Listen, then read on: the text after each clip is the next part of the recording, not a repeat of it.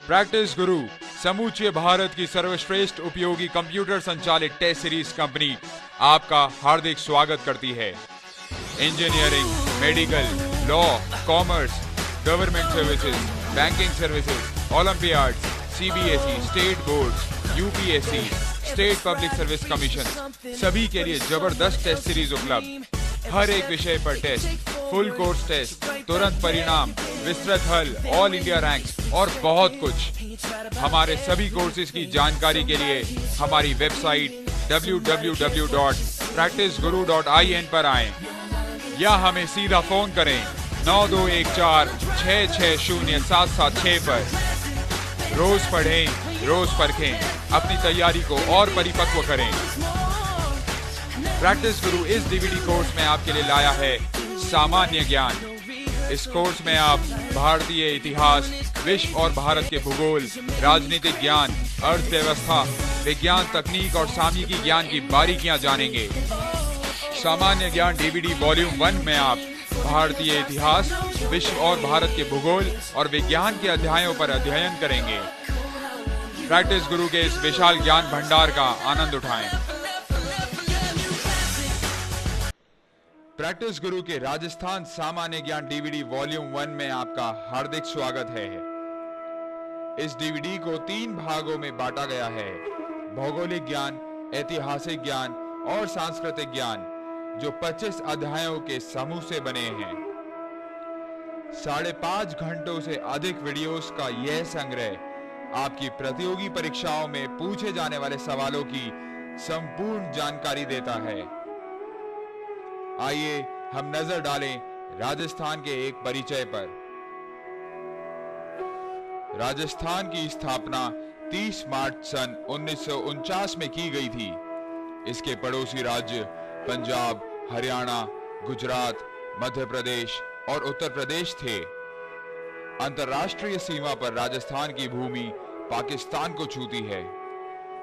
राजस्थान के श्रीगंगानगर, बीकानेर, जैसलमेर और बाड़मेर पाकिस्तान की सीमा से लगने वाले जिले हैं।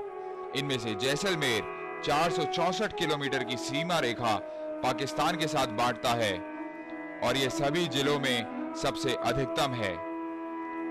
राजस्थान का क्षेत्रफल 3,82,239 वर्ग किलोमीटर है। ये भारत का 10.41% है और अन्य सभी राज्यों में से अधिकतम है। क्षेत्रफल के आधार पर राजस्थान में सबसे बड़ा जिला जैसलमेर है और सबसे छोटा जिला धौलपुर है। राजस्थान का राजकीय पुष्प रोहिड़ा का फूल है। राजकीय पशु चिंकारा है। राजकीय पक्षी गोडावण है। राजकीय वृक्ष खेजड़ी है। राजकीय खेल बास्केटबॉल है। राजकीय नृत्य घूमर है और राजकीय गीत केसरिया बालम पधारो म्हारे देश है। राजस्थान की राजधानी गुलाबी नगरी जयपुर है, जिसकी स्थापना सन 1727 में सवाई जय सिंह द्वारा की गई थी। जयपुर के गुलाबी रंग का श्रेय महाराजा राम सिंह द्वितीय को जाता है। राज्य की भाषा हिंदी व राजस्थानी है। राज्य में 33 जिले हैं, जिन्हें 7 संभागों में बांटा गया है। प्रतापगढ़ नवीनतम जिला है और भरतपुर नवीनतम संभाग है। राजस्थान में 44,672 गांव हैं, 244 तहसील हैं, 14 नगर परिषद हैं और 6 नगर निगम हैं। ये जयपुर, जोधपुर, कोटा, अजमेर, बीकानेर व उदयपुर में हैं। यहाँ 200 विधानसभा सीटें, 25 लोकसभा सीटें और 10 राज्यसभा सीटें हैं। राजस्थान की सर्वोच्च पर्वतीय चोटी गुरु शिखर है। यहाँ का सर्वाधिक गर्म स्थान फलौदी जोधपुर है तथा सर्वाधिक ठंडा स्थान चूरू है। राजस्थान में केवल चंबल नदी सदा प्रवाहित होने वाली नदी है। राजस्थान की सबसे बड़ी मीठे पानी की झील जयसमंद है। यहाँ एशिया की सबसे बड़ी खारे पानी की झील सांभर झील भी है। राजस्थान में सिंचाई का सबसे प्रमुख स्रोत कुआं है। यहाँ 3 राष्ट्रीय उद्यान हैं, केवलादेव, भरतपुर, रणथंबोर, सवाई माधोपुर और मुकुंदरा हिल्स, कोटा झालावाड़। यहाँ की प्रमुख जनजातियां मीणा, भील, गरासिया, सहरिया, डामोर, सांसी, भारवा, कंजर आदि हैं। यहाँ की प्रमुख बोलियां मारवाड़ी, मेवाड़ी, बागड़ी, हड़ौती, मेवाती, रंगड़ी, राजस्थानी व ब्रज हैं। यहाँ के प्रमुख लोक नृत्य गैर, गींदड़, घूमर, चंग, घुड़ला, गनरी, पणिहारी, शंकरिया, वालर, भवाई, तेरहताली, लांगूरिया, डांग आदि हैं। राजस्थान के प्रमुख मंदिर में दिलवाड़ा जैन मंदिर, सास बहू मंदिर, ब्रह्म मंदिर, नाथ द्वारा मंदिर, एकलिंग मंदिर, जयपुर के गोविंद देव जी का मंदिर आदि हैं। राजस्थान शब्द का उल्लेख सर्वप्रथम कर्नल टॉड ने 1829 में अपनी पुस्तक annals and executive of Rajasthan में किया था। देश के इस भाग पर राजपूतों की सार्वभौमिकता सत्ता होने के कारण अंग्रेजों ने इसे राजपुताना के नाम से पुकारा। जॉर्ज थॉमस ने सर्वप्रथम सन 1800 में इस भाग को राजपुताना नाम से संबोधित किया।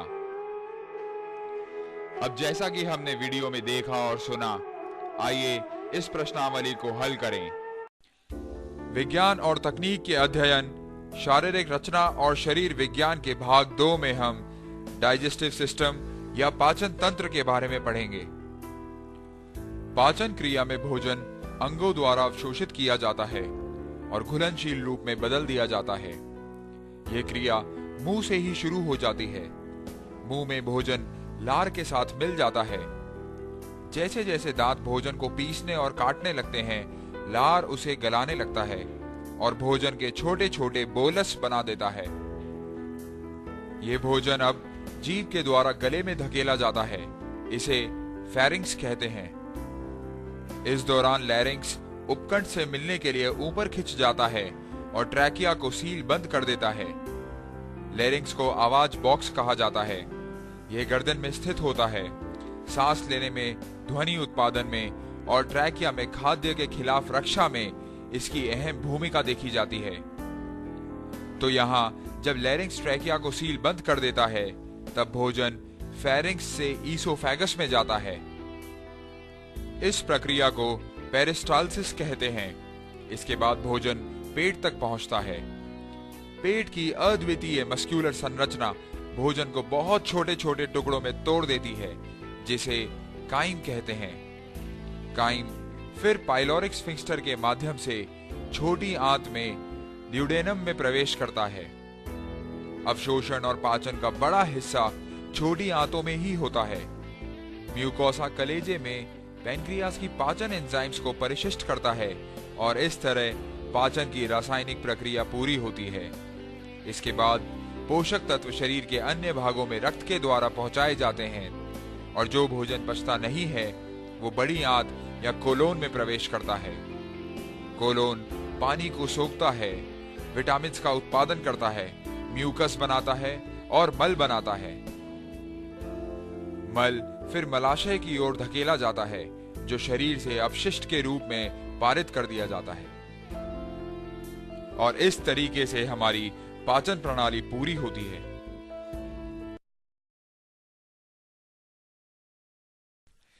जैसा कि अब आपने वीडियो में देखा और समझा, आइए इस प्रश्नावली को हल करें।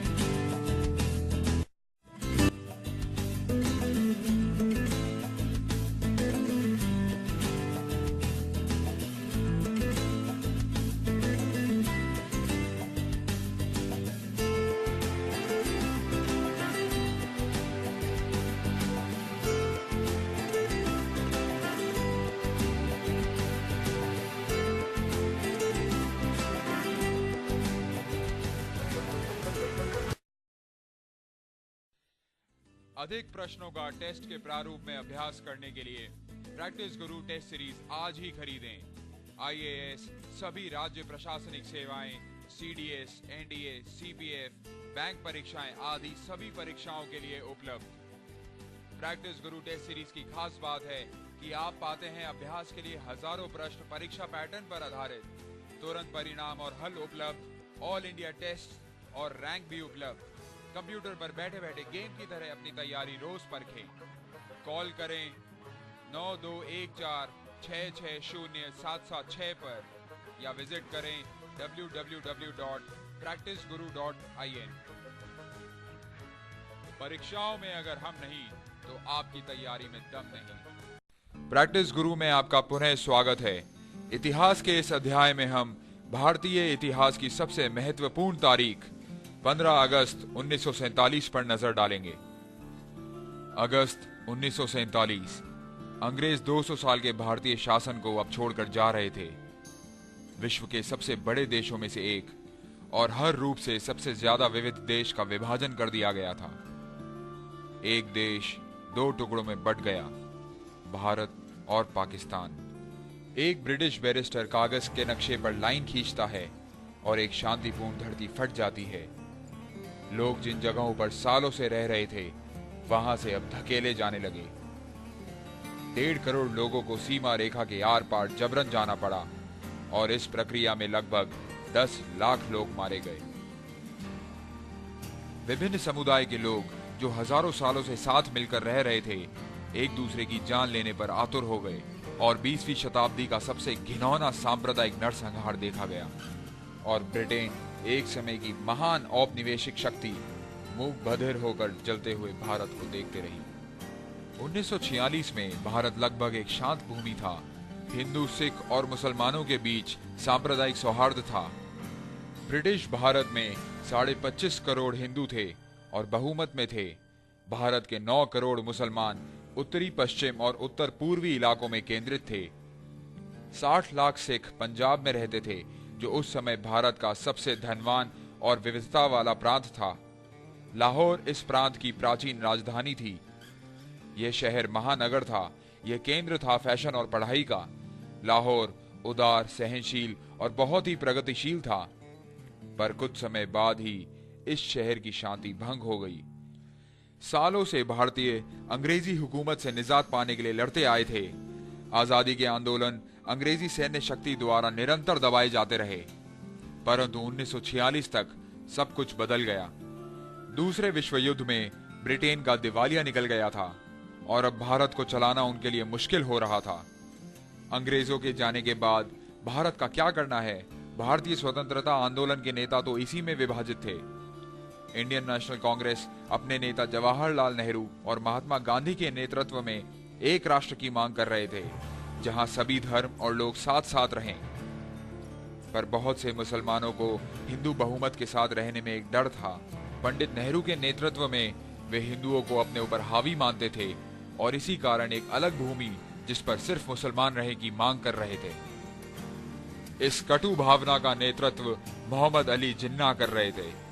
इनकी मुस्लिम लीग ने भारतीय भूमि को 2 टुकड़ों में बांटने की मांग की, एक टुकड़ा हिंदू और सिखों के लिए और दूसरा मुसलमानों के लिए। पंडित नेहरू संयुक्त भारत के लिए लगातार लड़ रहे थे। मार्च 1946 में ब्रिटिश सरकार ने इंडियन नेशनल कांग्रेस और मुस्लिम लीग के बीच समझौता कराने के लिए एक प्रतिनिधि मंडल भारत भेजा। अलेक्जेंडर, पैथिक लॉरेंस और स्टैफर्ड क्रिप्स इस मंडल के सदस्य थे।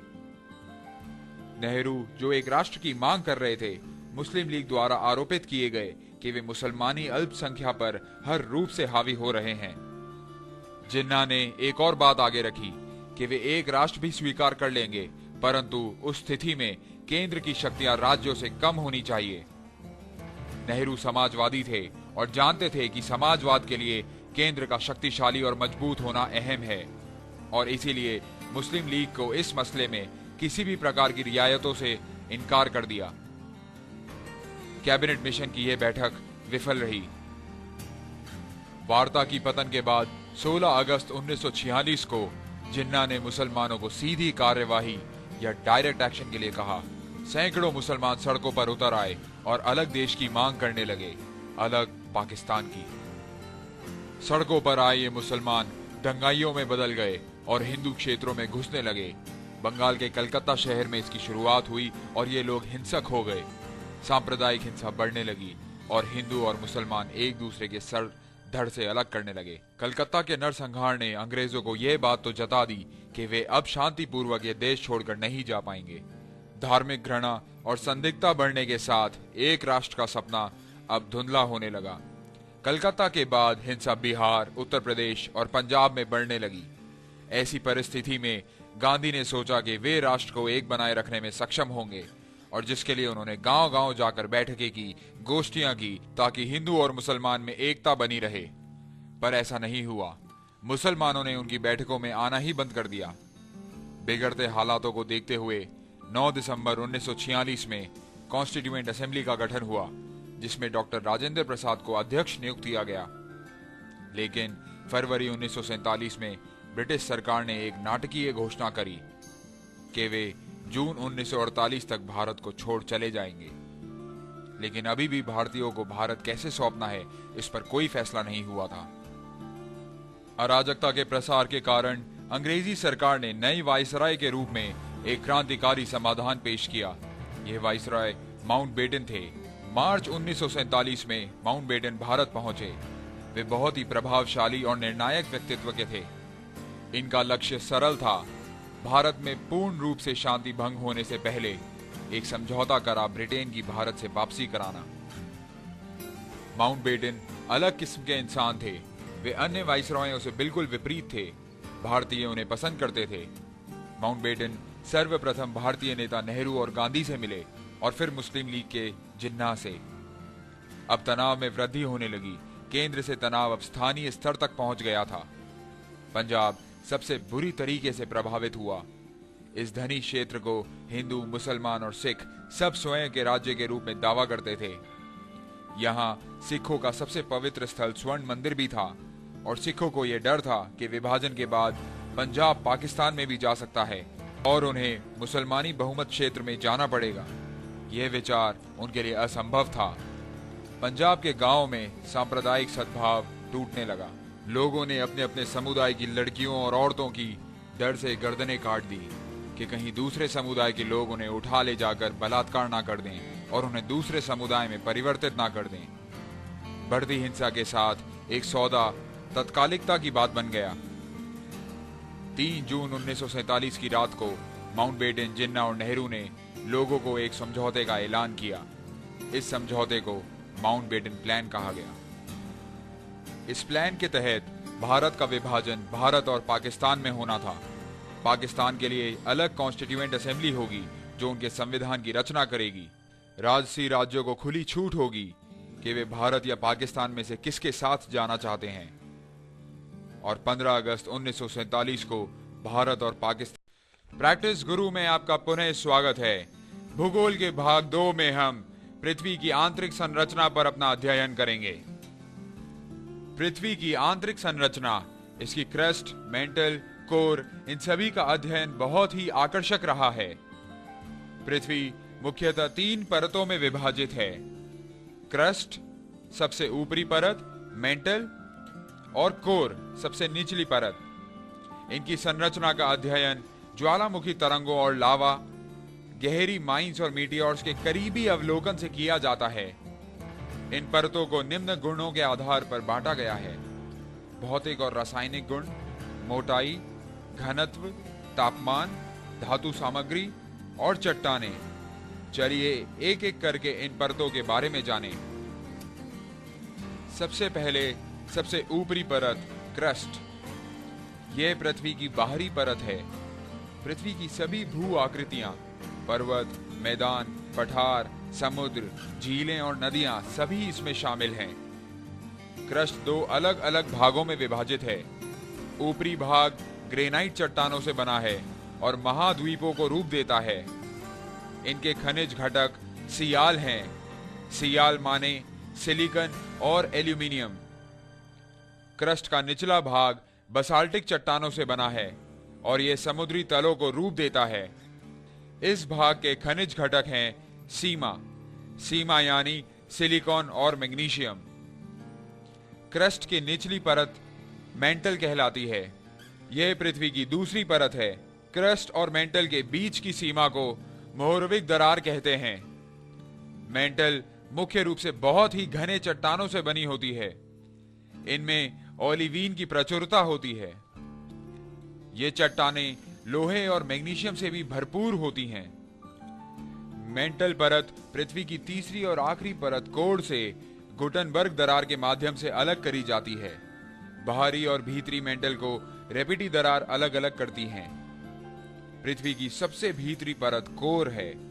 इसके मुख्य खनिज घटक हैं नाइफ, निकल और लोहा। कोर ही पृथ्वी की आंतरिक गर्मी का स्रोत है।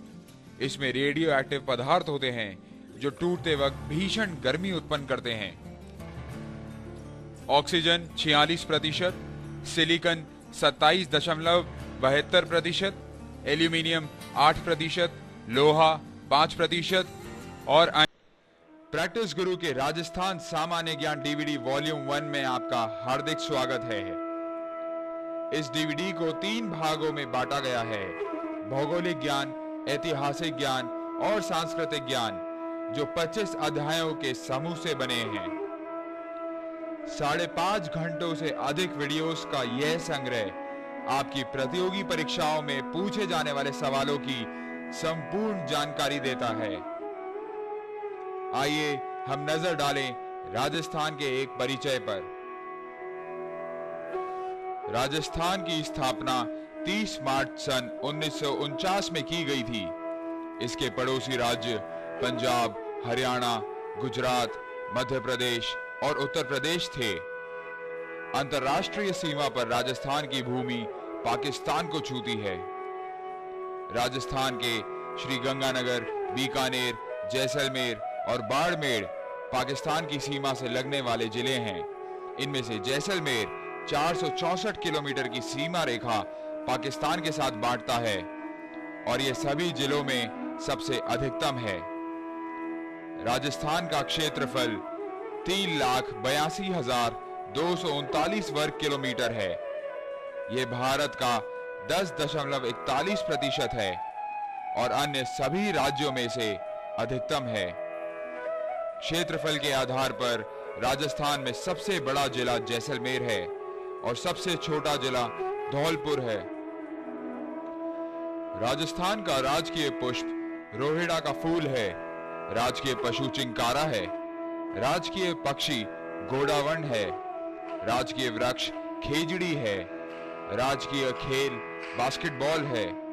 राजकीय नृत्य घूमर है और राजकीय गीत केसरिया बालम पधारो म्हारे देश है। राजस्थान की राजधानी गुलाबी नगरी जयपुर है, जिसकी स्थापना सन 1727 में सवाई जय सिंह द्वारा की गई थी। जयपुर के गुलाबी रंग का श्रेय महाराजा राम सिंह द्वितीय को जाता है। राज्य की भाषा हिंदी व राजस्थानी है। राज्य में 33 जिले हैं, जिन्हें 7 संभागों में बांटा गया है। प्रतापगढ़ नवीनतम जिला है और भरतपुर नवीनतम संभाग है। राजस्थान में 44,672 गांव हैं, 244 तहसील हैं, 14 नगर परिषद हैं और 6 नगर निगम हैं। ये जयपुर, जोधपुर, कोटा, अजमेर, बीकानेर व उदयपुर में हैं। यहाँ 200 विधानसभा सीटें, 25 लोकसभा सीटें और 10 राज्यसभा सीटें हैं।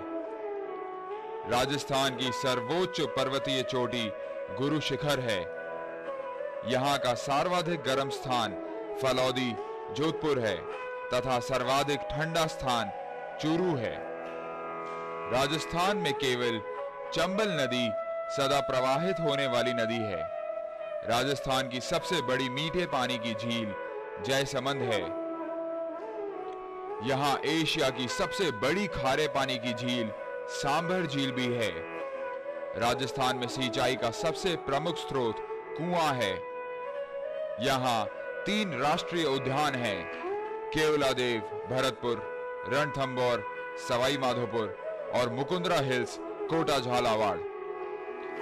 यहाँ की प्रमुख जनजातियां मीणा, भील, गरासिया, सहरिया, डामोर, सांसी, भारवा, कंजर आदि हैं।